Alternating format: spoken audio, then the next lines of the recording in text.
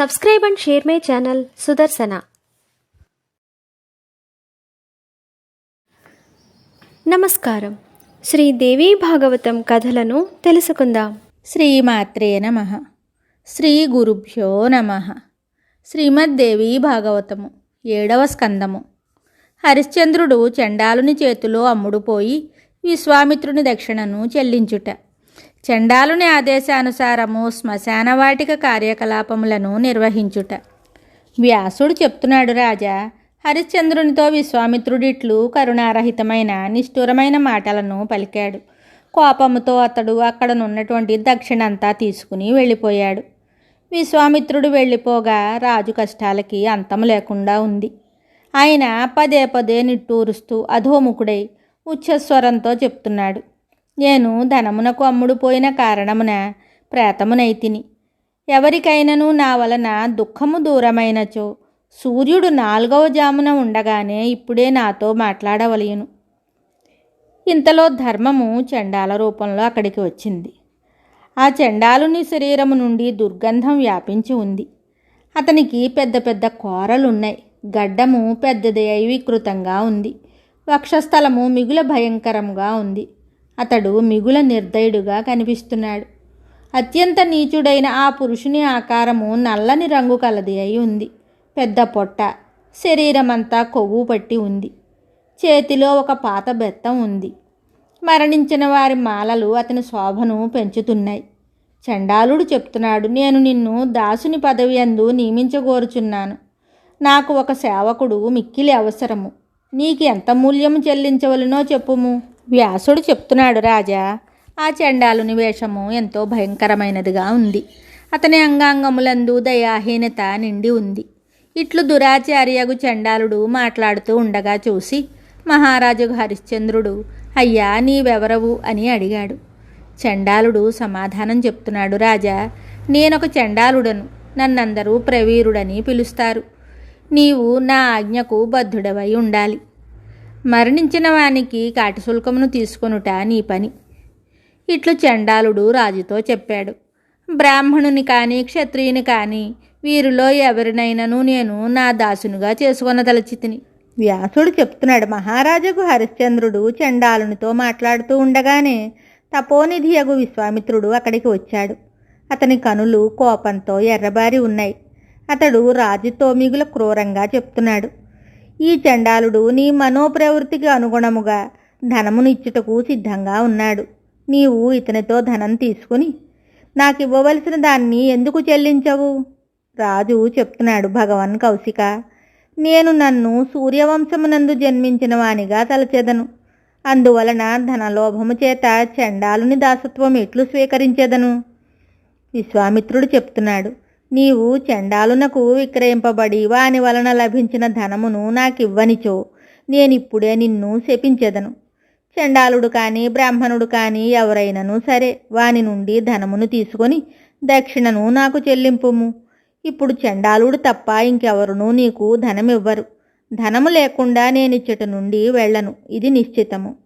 మనుజేంద్ర, నీవు ద్రవ్యం ఇవ్వనిచో దినమునందు 4వ జాము అర్ధగడియ గడిచిపోవుటతోనే నేను శాపాగ్ని చేత నిన్ను భస్మము చేసేదను. వ్యాసుడు చెప్తున్నాడు, రాజా, అప్పుడు మహారాజగు హరిశ్చంద్రుడు శవమోలే చేష్టలు దక్కి ఉండెను. అతని ధైర్యము నశించెను. ప్రసన్నులు కండు అని పలుకుతూ అతడు విశ్వామిత్రుని చరణములను పట్టుకొనెను.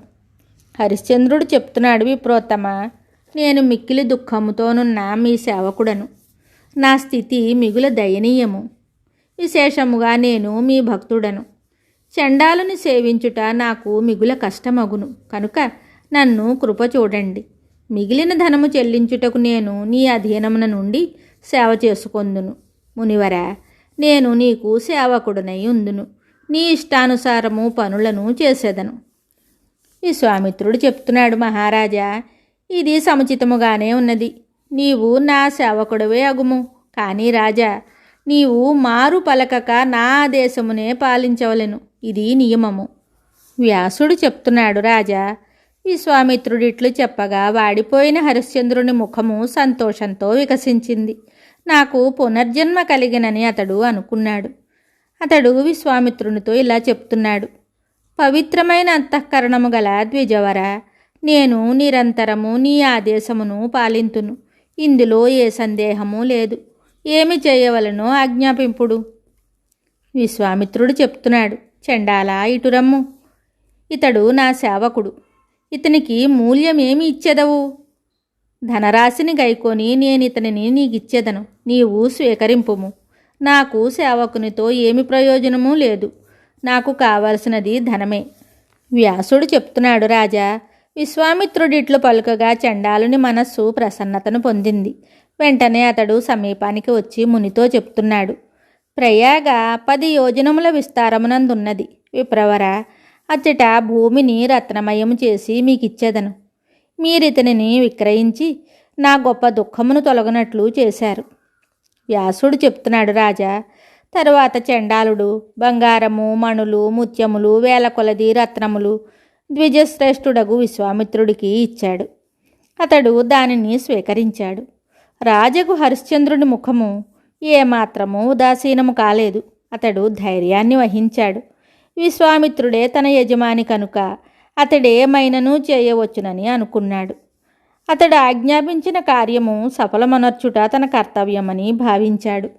అదే సమయమున ఆకాశవాణి ఇలా చెప్పింది, మహారాజా, దక్షిణ నొసగి నీవు రుణ విముక్తుడవైతివి. అప్పుడు హరిశ్చంద్ర మహారాజు మస్తకముపై ఆకాశము నుండి పుష్పవృష్టి కురియసాగింది. ఇంద్రునితో సహా శక్తిశాలురగు దేవతలు మహారాజునకు పదే పదే ధన్యవాదములు చేశారు. మిక్కిలి ఆనందమును పొంది హరిశ్చంద్ర మహారాజు విశ్వామిత్రుడితోడు చెప్తున్నాడు, రాజు చెప్తున్నాడు, మహామతి, నాకు తల్లియు తండ్రియు బంధుగణము మీరే. క్షణములోనే మీరు నా రుణానుబంధమును తెంచివేశారు. మీ కృప వలన నేనిప్పుడు రుణముక్తుడనైతిని. మహాబాహు, మీ మాటలు నాకు శుభావహములు. నీకెట్టి కార్యము చేయవలెనో తెలపండి. ఇట్లు మహారాజుకు హరిశ్చంద్రుడు చెప్పగా విశ్వామిత్రుడు అతనితో చెప్తున్నాడు, రాజా, నేటి నుండి ఈ చండాలుని ఆజ్ఞను పాలించుట నీ పరమ కర్తవ్యమగును. ఇంక నీకు శుభమగుగాక. ఇట్లు పలికి విశ్వామిత్రుడు ధనమును తీసుకుని అచ్చటి నుండి వెళ్ళిపోయాడు. శుభం. శ్రీ దేవీ భాగవతం తర్వాయి భాగంలో మళ్ళీ కలుద్దాం. నమస్కారం. Subscribe and share my channel Sudarshana.